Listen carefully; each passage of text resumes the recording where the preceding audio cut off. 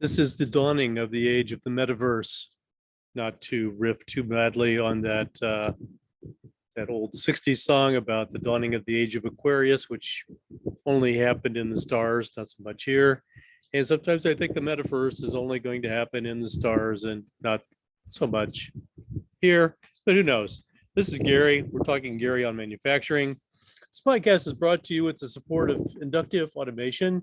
Discover a whole new view with Ignition 8 by Inductive Automation. It's packed with features for the modern control system like unlimited licensing, high-powered tags, and a mobile-first flexible design environment for all devices.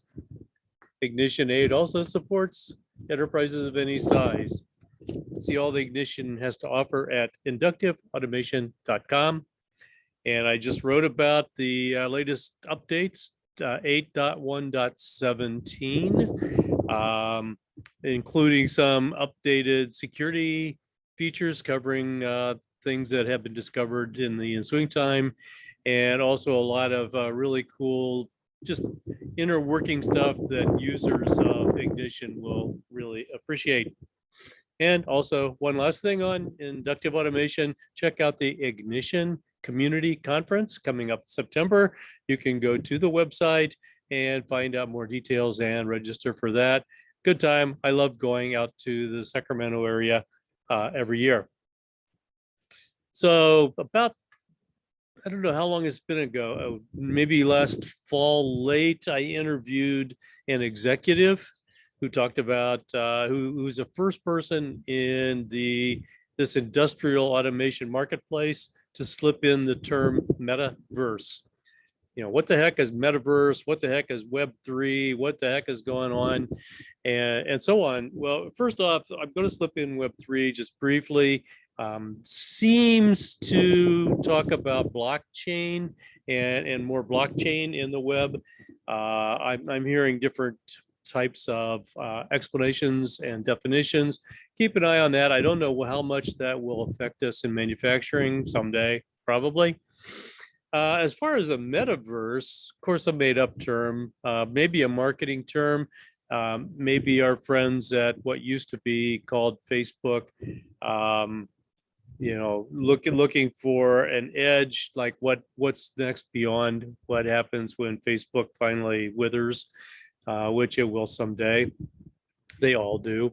But how long have you been trying on augmented reality glasses, AR? We go back to Google Glass quite a long time ago. I have been to trade shows and in booths with Rockwell Automation, Beckhoff Automation, Siemens, and I'm sure others, not to mention Hewlett Packard Enterprise, where I've put on various kinds of goggles and either augmented reality where I can see and maybe even use gestures to even control a bumper van or something like that. And you see the displays, maybe the coordinates of a robot, or maybe you see various kinds of maybe maintenance data or some kind of troubleshooting data or something in the glass.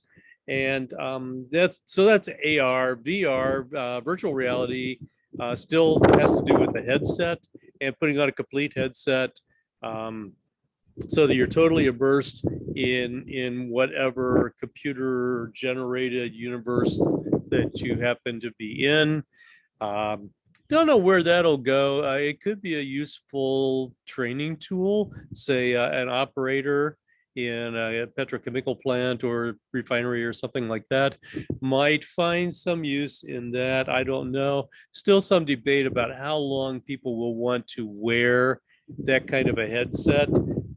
I guess there have been some internal Apple discussions I've read about where one Apple team thought that people would put on that kind of headset and live in virtual reality for 8 hours a day, whereas other people thought, no, it's goofy. It would isolate you from other people, and you would get tired of wearing that thing and maybe even get sick.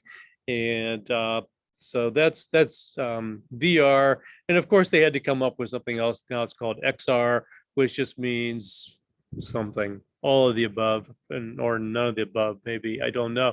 So where is this going to go? Well, I have worn these, and I've seen some pretty useful uh, applications of this metaverse thing, this augmented reality and virtual reality.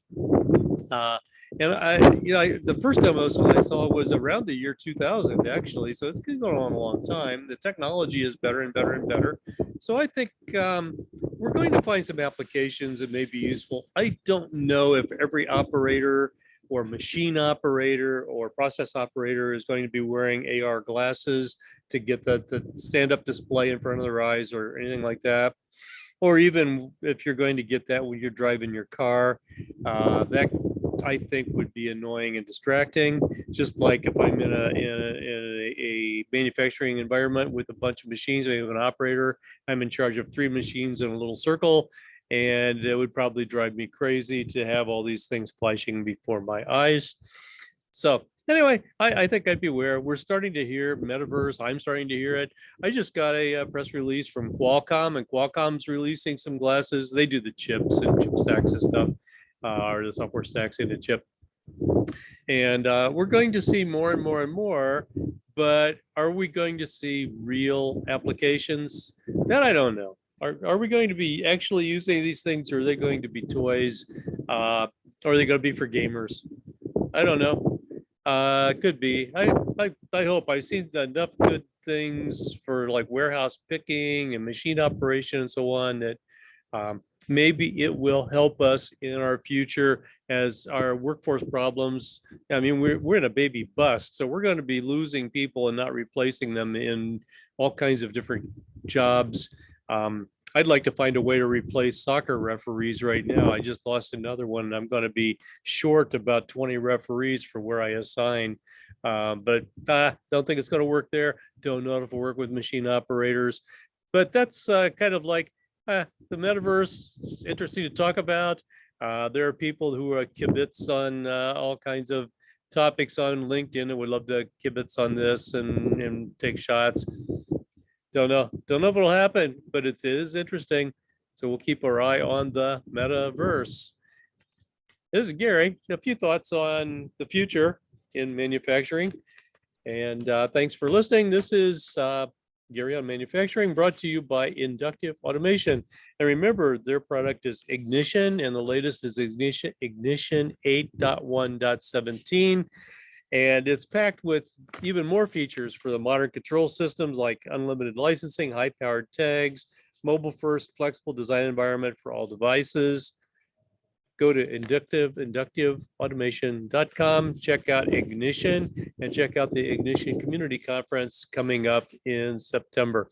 Hopefully I'll see you there, or maybe I'll see you at the upcoming Honeywell conference I'll be at next week, or 2 weeks later, the ARC conference, or even after that, the Rockwell Automation Conference. It's like the old days. Conferences are back. Hey, Gary Mitchell, wishing you a good day, a good week ahead, and talk to you later.